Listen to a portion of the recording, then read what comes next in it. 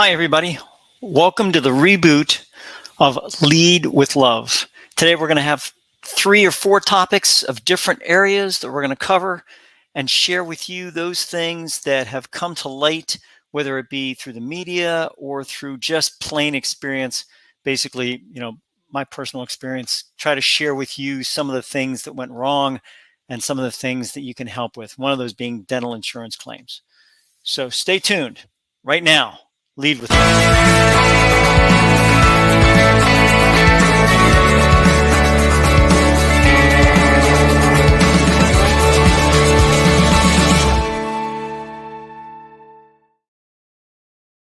everybody. My name is Chris Greco. For the next 30 minutes, you'll be talking about leading with love, LOVE, learn, offer, value, and educate. This comes from my book, Love is the Answer. LOVE is the answer. It's available at lulu.com or through amazon.com. Love is the answer. LOVE, learn, offer, value, educate is the answer. And you can find it that way with my name, lulu.com. So let's talk about the different topics we're going to talk about today, because I think that's important to take them one at a time. First of all, and this is very important, and just understand that I think of a lot of reference material. There's a lot of books that can be used as reference material, and one of those books is the Bible. And some people may find that offensive, and I'm sorry. If you find the Bible offensive, if you find that quoting the Bible is offensive, if you find that using the Bible is offensive, then, by all means, I truly understand that. The second topic is going to be about dental insurance claims. And the third is going to be talking about music as data, which is interesting in of itself. But today I'm going to talk about Jesus as the first one. Jesus is a great project manager. And I think, I was in church the other day and I was listening to this reading, and it's from Luke, and it's I'm not going to go through the whole reading, but I think it's very important to understand, that there's a lot of common sense. There's a lot of common sense out there. And this is a piece of common sense. And I think it's really interesting how Luke quotes Jesus during this area. And when he does that, he is, it's very, very interesting. And I just want to take a few minutes to do that, and then we'll talk about dental insurance claims. So this is the reading here, and it's from Luke 14:25-33. And this is from the United States Conference of Catholic Bishops. It is, the Catholic side of it. Again, some people might say, oh, well, I'm a Protestant, or, I'm Presbyterian. I don't really believe in the Catholic stuff. I get all that. And you can look that up in your own Bible, look Luke 25 or Luke 14:25-33, and there may be a different aspect of it. But this is the one I want to talk about. Is which of you, wishing to construct a tower, does not first sit down and calculate the cost to see if there is enough for its completion? Now, how common sense is that? Right? How common sense. Otherwise, after laying the foundation and finding himself unable to finish the work, the onlookers should laugh at him and say, this one began to build, but did not have the resources to finish. The one thing that's covered in project management, and it's covered over and over and over again, are resources, right? It's, yes, there's requirements, and you have to have the ability to have requirements, right? And the requirements are important, because that is absolutely the number one thing. And a lot of people sit back and they go, what is that? Requirements. You have to have requirements, good, solid requirements, not just, we'd like to have a bridge. What kind of bridge do you want? How long is it going to be? What do you want it to link? All of a sudden it goes all these different things. Construct a tower. A tower for what? Are you going to have is it going to be a brick tower? Is it going to be a metal tower? What's it going to have on top? Is it going to be a cell phone tower? Is it going to be a tower to take power across? Is it going to be a tower? What kind of tower are we talking about? So all these things have to go on there. And with every single requirement, and I tell this to all my project management trainees, with every single requirement, right? So one requirement equals one or more risks, right? So one requirement, you have one requirement, you have one or more risks for that requirement. So every requirement you make, every single one, should have an associated risk with it. Now, a lot of times people take the requirements and risks and they separate those. They go, oh, what's the risk on this project? Just take your requirements. Take your requirements and then you go to the risks. But all that to be considered is that what it is. The onlookers should laugh at him and say, this one began to build but did not have the resources to finish. Or what king marching into battle would not first sit down and decide whether the 10,000 troops he can successfully oppose another king advancing upon him with 20,000 troops? But if not, while he is still far away, he will send a delegation to ask for peace terms. So this is what I'm talking about. We talk about different aspects, and we talk about, especially when you talk about, using different references. And a lot of people don't realize that the Bible is a great reference, as are other religious texts. Don't get me wrong. It just happens that I came across this one. But if you're in church and you come across another reference, theological reference, you can use that. It's not that it's not that common sense is narrowly defined in the Bible. That's it. It doesn't work that way. Common sense is common sense, and it's throughout our whatever references you want to read. So all these things taken into consideration, you have that ability to take a look at your references and then use them for what you need to do. So that is a very important part of that. And I wanted to cover that because I think it's funny that we come across these things. I just want to share them with you. That's what this show is about. This show is about sharing. It's about, sharing different aspects. And look, if you want to share something, if you want me to share something on the air, there is the email right there. Just give me an email and say, hey, Chris, something happened to me I want to share. I'd be more than happy to give you credit on that. That's not a problem at all. But this is a learn, offer, value, educate. This is, I learn, and then from the learning, I offer it to you because I value you. I value you as an individual. It took me a long time to do that, a long time to value people, as a person I need to share with. And, keeping knowledge, when you keep knowledge, it's, what's the phrase? If you have a light, why keep it under a basket? I mean, it makes no sense, share the light with others. So that's what I'm trying to do, is share with you that aspect. So let's talk about the second topic that we're going to talk about today, which is dental insurance claims. This is pretty important. So I want to make sure that I covered very well. So what I did was I tried to put as many things as possible in here so that it works. So I tried this doodly. It's pretty cool. So basically, what we're going to talk about today, and this is kind of the aspect that we want to cover, is dental insurance, right? And then we have the different subtopics. What to pay, right? What do I pay?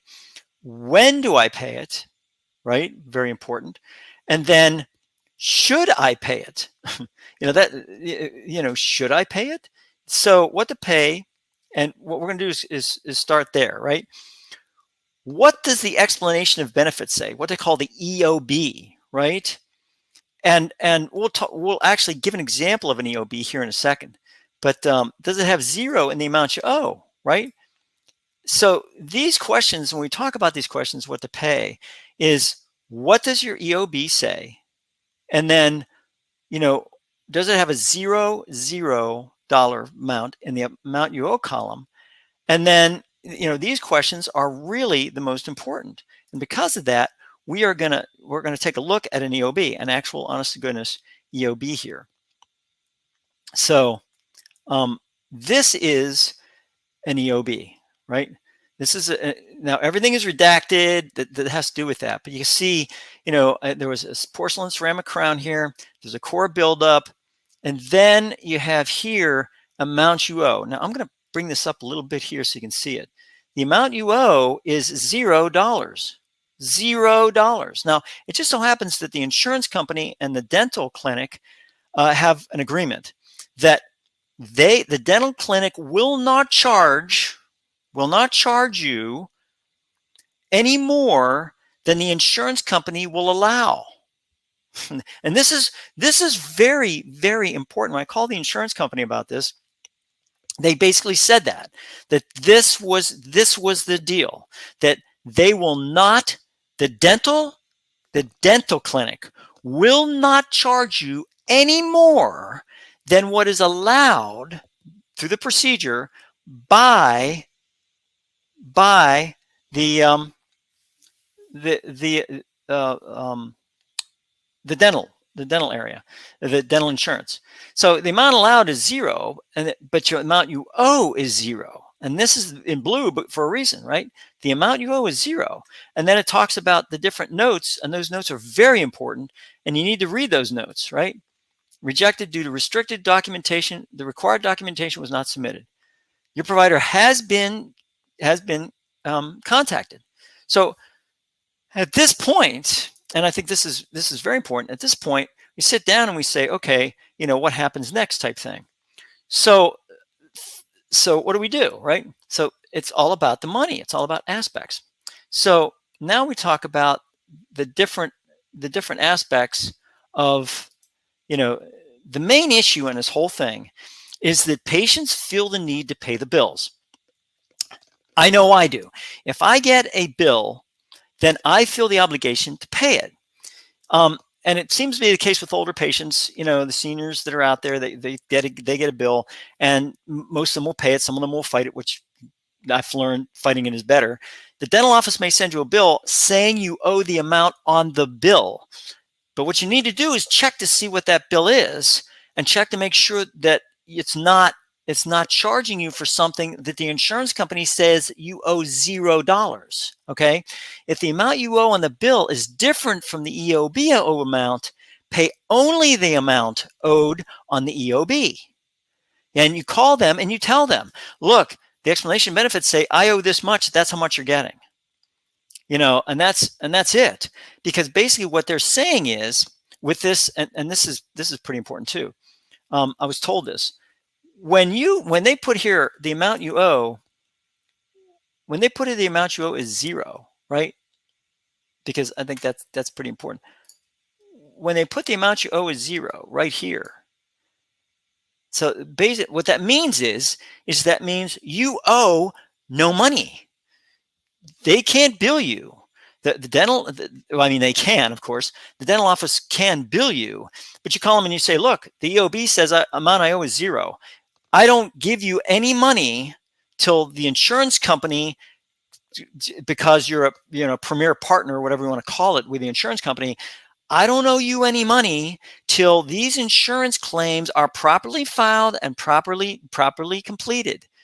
And the thing is, and my mistake, and it's a mistake that I admit readily, is I paid my bill. So once I paid the bill, they had their money, and they probably had more money from me than they would have gotten from the actual insurance claim.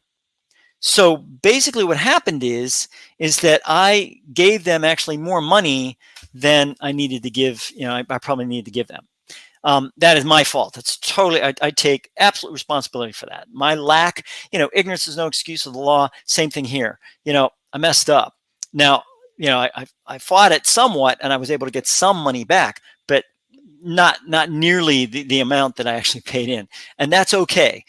Bottom line is I don't blame the dental office, because the dental office, they're out to make money, and they give you a service and they expect to be paid, right? And I don't blame the insurance company, because the insurance company is trying to do their best to do whatever they can do to send you EOBs and whatever else. Next time, I read the bill, I read this whole thing, I read amount you owe is zero, I pay nothing, zero. If they give me a bill, I call them and say, I'm sorry, but until this claim is settled and whatever else, I still owe you $0, 0 cents. If you want any more information or whatever else, contact the insurance company. You contact the insurance company and you take it out with them. In the meantime, I owe you no money. And the thing is, the nice thing about this is all legal documentation.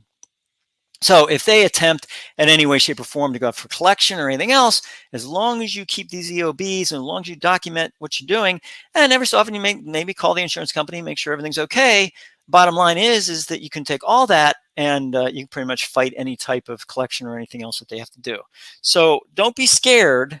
Don't be scared to make that known. But that is what we're talking about. So getting back to the actual presentation. So if the amount you owe is different, remember, you only owe the amount on the EOB.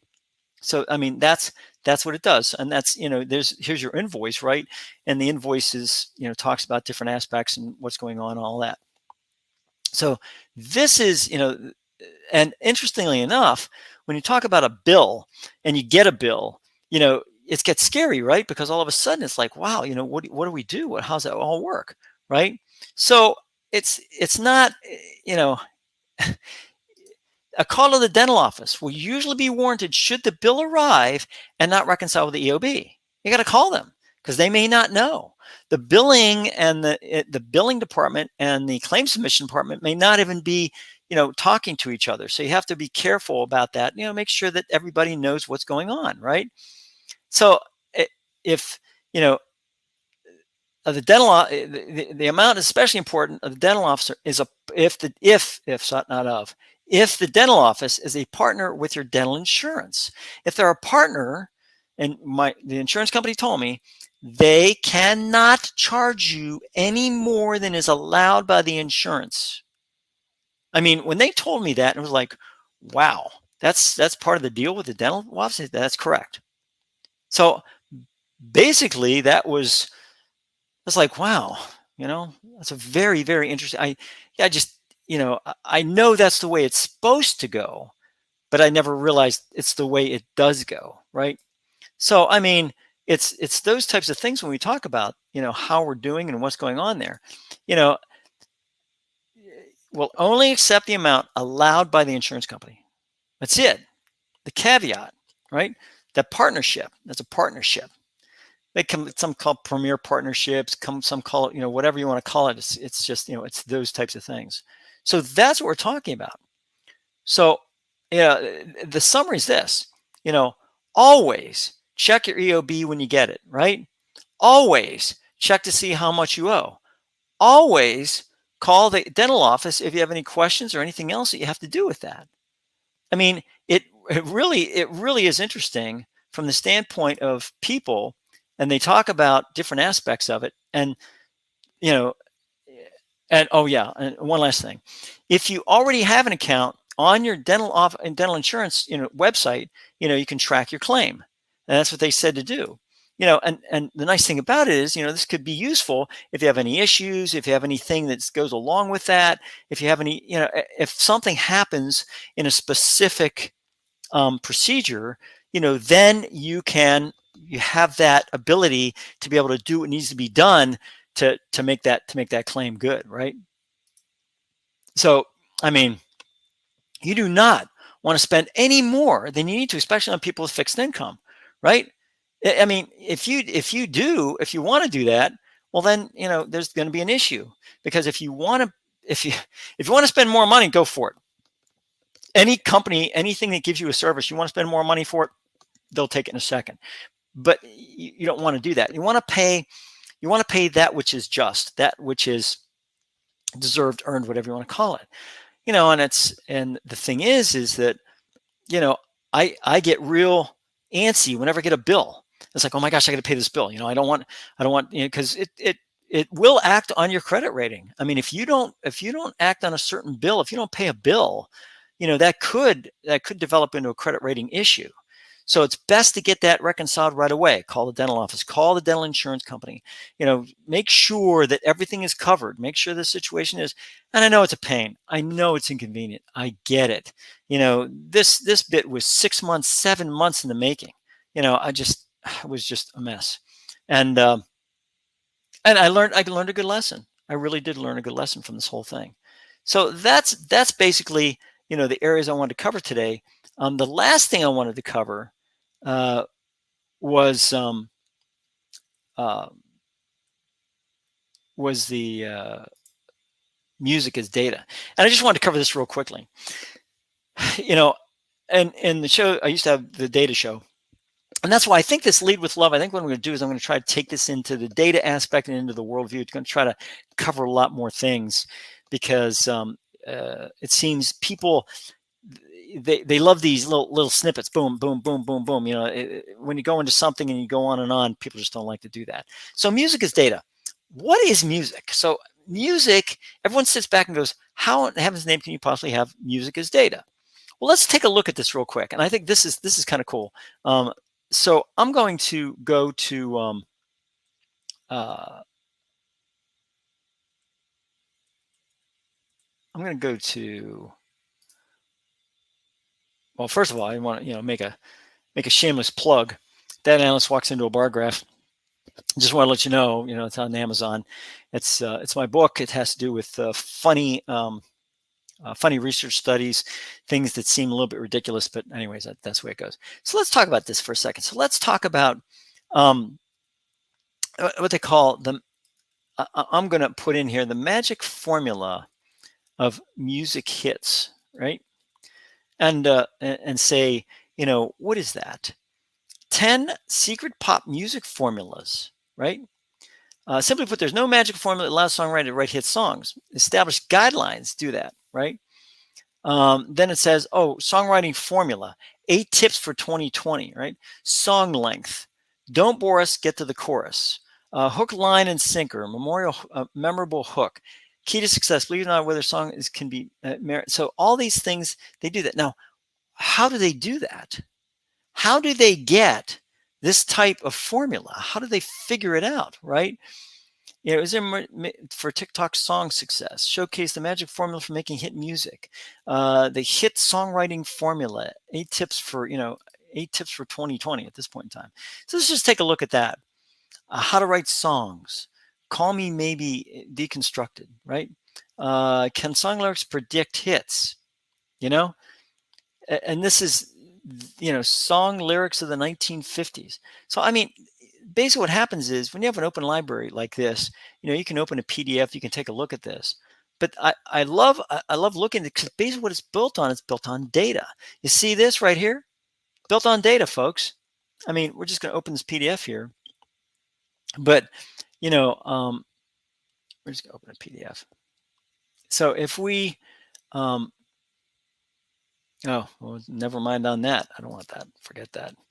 So if you have, a certain amount of data, and also remember, music only has 8 keys, right? It's only got 8. I mean, when you take a look at this, so let's just take a look at it real quick. So if you have A, B, C, D, E, F, G, right? Those are the notes that you can deal with. That's it. There are no other notes other than A, B, C, D, E, F, G. Now, everyone says, well, yeah, there's sharps and flats. Yes, there are. There's A sharp, there's B flat. B sharp is actually C, so B and C. C flat is actually B. C sharp, D flat, E and F, there's no sharps, flats, F and G. So those are the things you have to deal with, right? So how does that work? Well, the easiest thing to do when you're creating a database is to take a simple thing, is to take the number, right? What they call a count of each note, right? So that's what I would start out with. I would start out with a song, maybe a top 100 hit, whatever it is.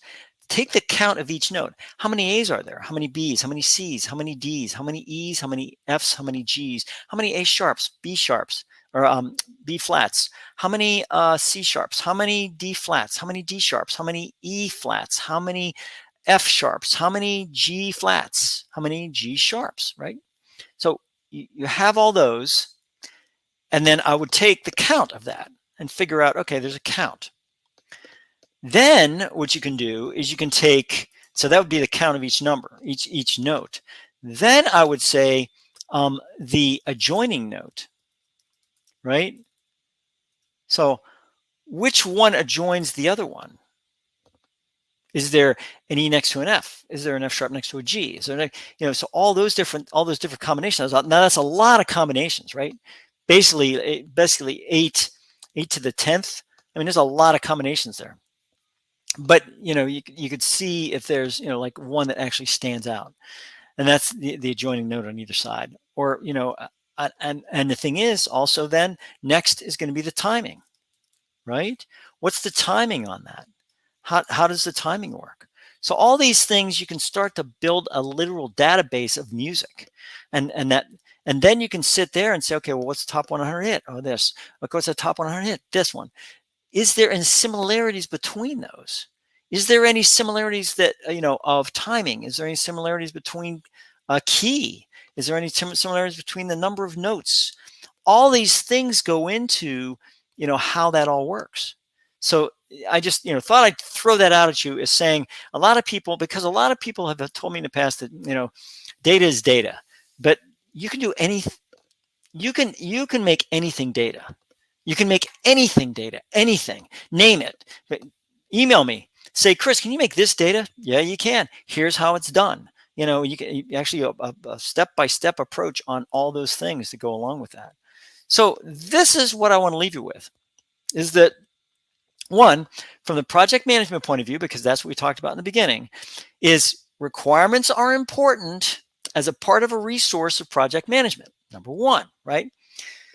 Second part we talked about, dental insurance claims, is know what your explanation of benefits says and how much you really owe. That's really important. And finally, the last part was music is data. Anything can be data, even music, because music can be you can drill down into music to the point where you can see it, where you can take it and numerically define the sheet of music, numerically define it. So all these things go into what's going on. And those are the things that have to do with sharing. And that's what I wanted to share with you this Thanksgiving week. And please have a great Thanksgiving. Please spend time with your family. Please tell them that you love them. Please, please, please, give as much as you can, share as much as you can, and be as patient as tolerant as you can with your family, because chances are something's going to crop up and you need to during the holidays, because it always does. And, there's things. Last Christmas, we didn't have any heat for 3-4 days during Christmas. Not a lot of fun. It was very cold here.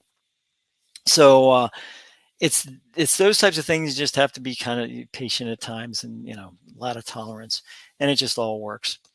So with that, I'm going to say to you that love is extremely important. And when you learn something and then you offer that information to somebody else, you value them as a person, and you also help educate them in the way of maybe how not to do things, and share with them and help them in their lives. If you impact one person in your life, think of how many times that person will impact other people, and how those people will impact other people.